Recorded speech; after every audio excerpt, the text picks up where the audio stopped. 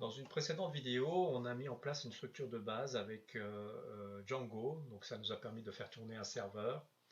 On a aussi créé la base de données en SQLite, qui comprend essentiellement la table utilisateur et groupe. On a créé un super utilisateur pour permettre la gestion du site. Et là, ce qu'on va voir, c'est comment faire évoluer en fait cette structure de base en créant déjà une petite application qui serait comme un petit gestionnaire de petites annonces. Alors pour ce faire, il faut savoir que Django, on a créé un projet et dans ce projet, on peut créer en fait une application.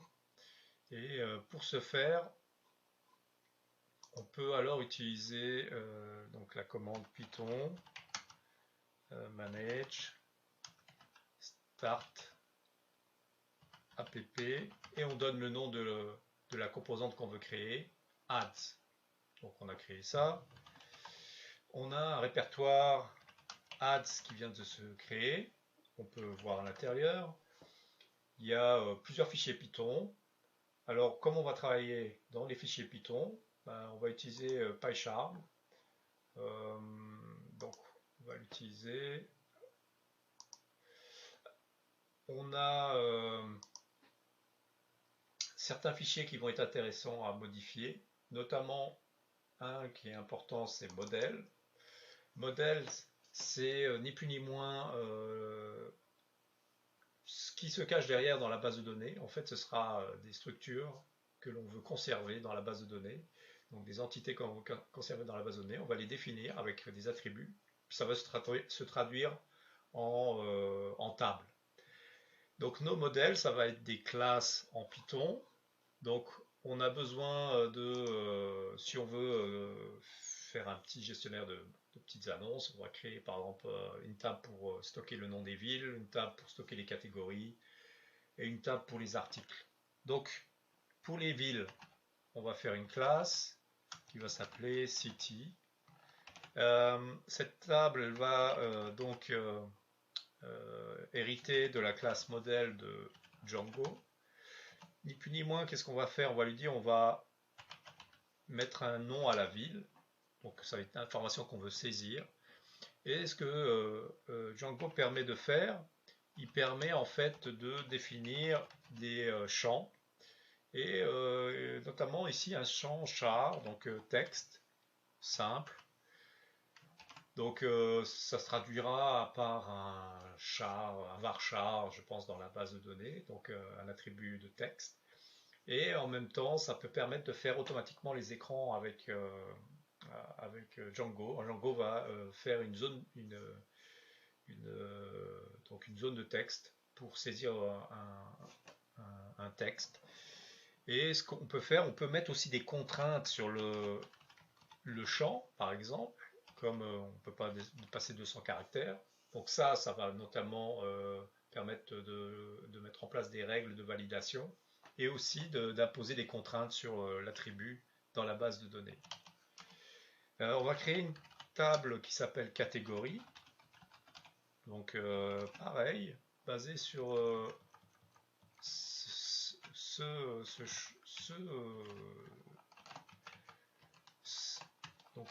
cette classe modèle et je lui mets le même un nom. Donc on va utiliser le même principe. Donc on a ville, catégorie et on va avoir le dernier, c'est item qui va être aussi et qui va hériter aussi de la classe modèle de Django. On va lui mettre aussi un nom qu'on va limiter. On va lui mettre aussi, c'est une annonce, on va lui mettre un prix. Alors là, c'est pas un texte qu'on va saisir, mais c'est plutôt une valeur numérique, un flottant. Donc un champ float. On va lui mettre une date de publication, par exemple. Donc notre champ sera un date time. On veut donc on a date time field. Ça, c'est le champ, la classe qui nous permet d'avoir un champ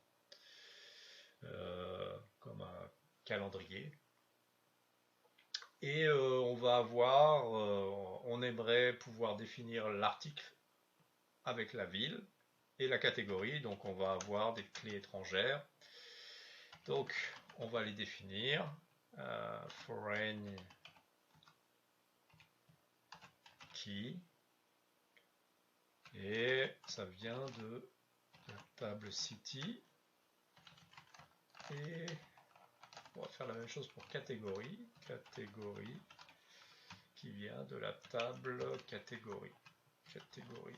Voilà. Alors on a nos trois tables. Quand on a des foreign key, on doit définir une règle pour l'effacement. Donc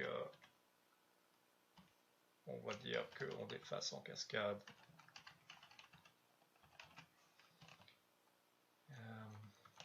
Ça c'est bon. Donc on a fait ça, donc ça c'est parfait. Donc on a nos modèles qui sont définis. On va dire ici, dans le volet admin, on va dire qu'on aimerait que ça soit géré dans le panneau d'administration. Donc pour ce faire, on doit déclarer nos modèles ici. Donc from.model import city catégorie et item. Ok. Donc on va lui dire pour l'administration du site, enregistre donc city. Donc on va permettre à l'administration de gérer nos entités, comme ça les écrans seront déjà faits. Et item. Ok. On a ça c'est parfait. On a créé nos modèles. On a fait le lien avec le panneau d'administration. Donc ça c'est parfait. Il faut encore qu'on change quelque chose ici, notamment comme on vient de créer une application et qu'elle n'est pas encore déclarée dans le site, on va la déclarer ici, comme ça elle sera disponible. Et théoriquement on a créé tout ce qu'on devait faire, c'est parfait. On a créé notre petite application. On doit maintenant passer dans la console et notamment utiliser un script pour créer les tables. On va faire un make migration du composant add. Donc on a créé les modèles, donc on a créé un script de migration et maintenant on doit l'appliquer. Donc on peut faire on va utiliser la même chose, migrate. Ok, on a fait tourner la migration et on voit apparaître notre script. Et théoriquement, si on fait run serve, on pourrait aller voir si quelque chose a été ajouté.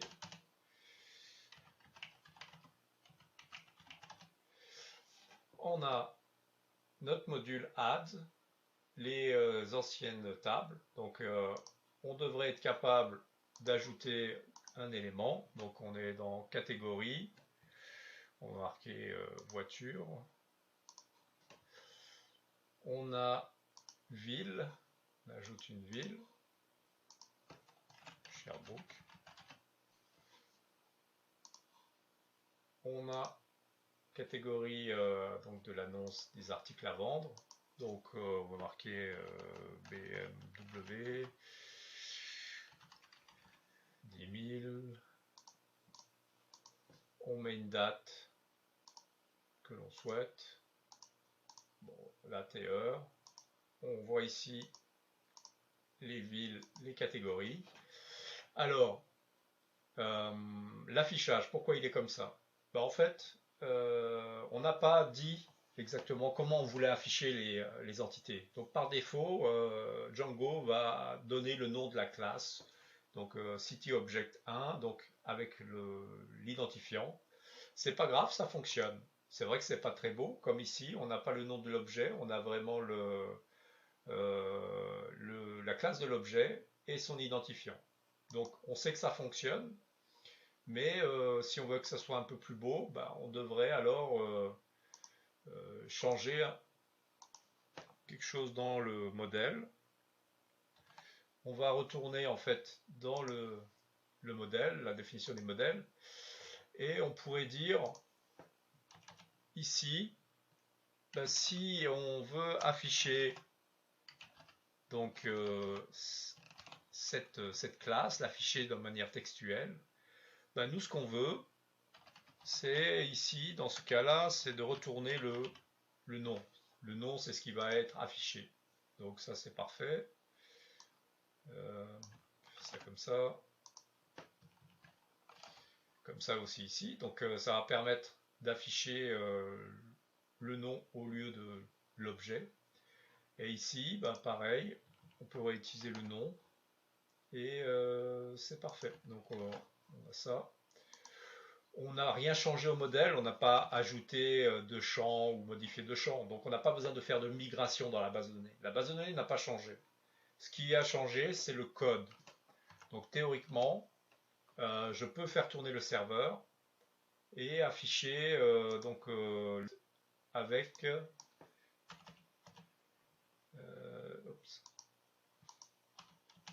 donc voilà le site admin et je vais ici. Ben, vous voyez maintenant c'est bien affiché. Donc j'ai bien le nom de l'objet, le nom de la ville, le nom de l'objet et la catégorie, le nom de la catégorie. Si je vais ici, donc dans la ville, donc on voit vraiment dans les listes, maintenant tout est correct. Si je veux ajouter une ville, ben, je pourrais le faire ici, Montréal.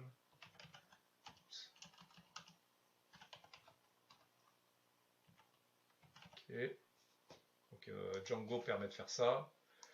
Donc on peut directement ajouter dans les listes.